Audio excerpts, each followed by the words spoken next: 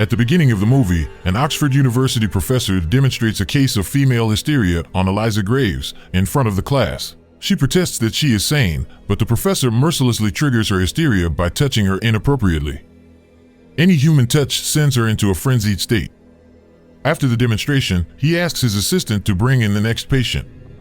Cut to Christmas Eve, a young doctor, Edward Newgate from Oxford, arrives at the Stonehurst Asylum. He is led by guards, and the head of the guards, Mickey Finn, into the building. The asylum consists of 200 residents. Most of them are lords and ladies of the finest families of Britain. Dr. Edward is there to gain clinical experience for his further medical practice. He meets the superintendent of the asylum, Dr. Silas Lamb. Edward impresses Dr. Lamb with his ability to work with the mentally challenged. So, Dr. Lamb invites Edward to the afternoon rounds with him. He introduces him to the patients of the Stonehurst. Some think they are animals, some are delusional, while some of them are there for being homosexual. But one patient, in particular, catches Dr. Edward's eye, the lady Eliza Graves, the woman shown at the beginning of the film. She is in the asylum getting treated for female hysteria. She belongs to a noble family and is married to a very wealthy man. Unfortunately, Lady Eliza suffers from hysteria. She reacts negatively to all physical touch.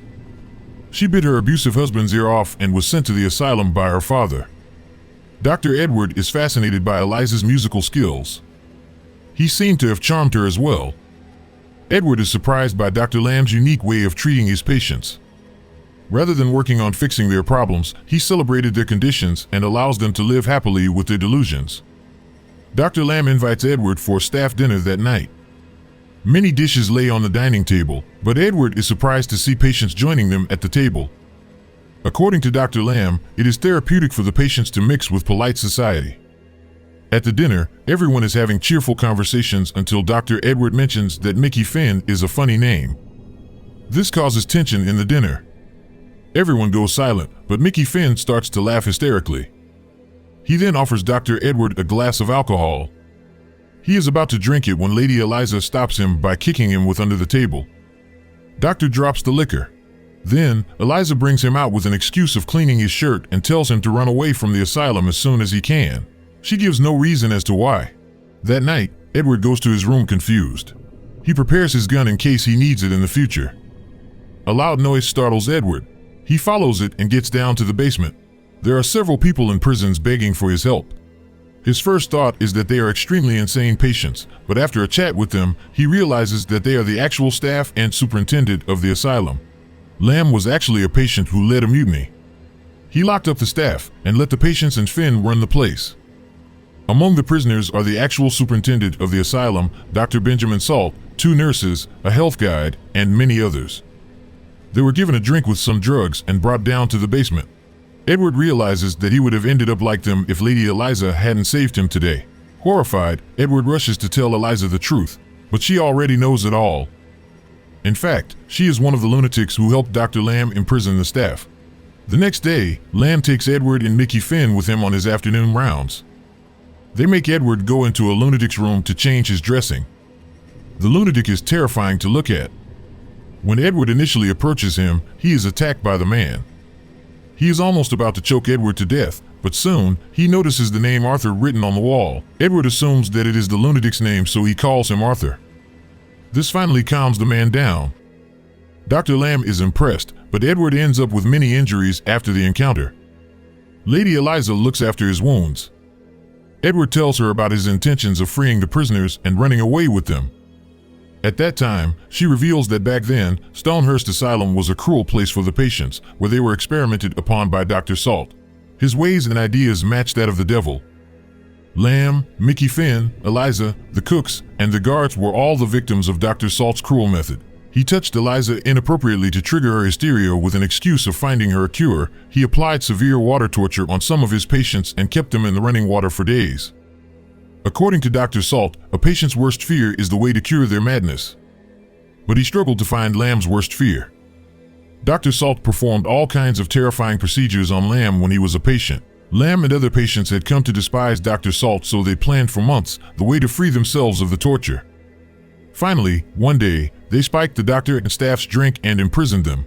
Lamb took Dr. Salt's place as the chief of the asylum and let the patients live freely. He employed some of them as gatekeepers, some as cooks, and some as nurses. He gave all of their life a purpose and made Stonehurst a happy place. After hearing the story, Edwards promises that she will never again have to suffer the way that she has. Shortly, Edward impresses everyone in the asylum. An old lady had refused to eat until her son comes from war. Edward poses as her son and lovingly feeds the lady. Seeing this encounter, Eliza is more drawn toward Edward. His kindness has impressed her. The pair starts to fall in love with each other. Edward tries to persuade her to run away with him from the asylum, but Eliza is unsure of the idea. Not long after, Edward is called by Dr. Lamb. Dr. Lamb wants Edward to assist him in an experimental procedure on Dr. Salt. He ties him to the bed. Dr. Lamb claims that Dr. Salt is a lunatic who believes himself to be the rightful superintendent of Stonehurst, and he needs therapy. This therapy is called electrotherapy. Then, in front of Edward, Dr. Lamb hits the switch, electrocuting him. He asks Edward to do the same. After the electrotherapy, Dr. Salt loses all of his memory. The next day is the new year 1900. Everyone in Stonehurst is celebrating and happy. Edward intends to set the prisoners free tonight. A ceremony takes place. Everyone is dancing as Dr. Lamb watches them. Elsewhere, Edward knows Dr. Lamb has some good inside him. So, he sets out to find it. In Lamb's room when he was a patient, Edward finds the hidden picture inside the wall and takes it with him. Everyone goes outside the building to celebrate the coming of the new century. But Edward stays inside to spike the champagne with a chemical that will make everyone unconscious.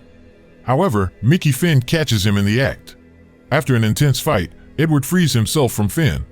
The spiked champagne is brought to the celebration and distributed to everyone, but as they are about to drink it, Mickey Finn stops them and Edward is caught in the act. Dr. Lamb hits him with a bottle. When Edward opens his eyes, he is tied to a hospital bed and is being taken into the electrotherapy room. Dr. Edward is about to be electrocuted as Dr. Salt did. Just then, Eliza comes into the room with Edward's pocket watch. It has a picture of Eliza on it. She assumes that her husband had sent Edward to get her out of the asylum. She asks him for his real intentions for coming into the asylum. He reveals that 6 months ago, he was in a medical lecture where a doctor displayed Eliza and her medical disability. He felt so pitiful and saddened by her condition, he vowed to save her from that hell. This was the real reason Edward had come to the Stonehurst Asylum. As he is being taken away, he asks Eliza to run away from the asylum. Just as Dr. Lamb is about to electrocute him, Edward requests a final will. His request is to give Eliza Graves the picture that is in his pocket. But in reality, the picture is the one Edward had found in Lamb's room. Dr. Lamb takes a look at it, and he is shocked. The picture is the root cause of his madness.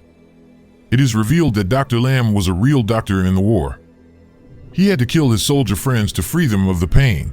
He had shot each of them to death and had tried to kill himself too, but he ran out of bullets. This turned him insane with time. The picture Edward showed him was the picture of one of Lamb's soldier friends.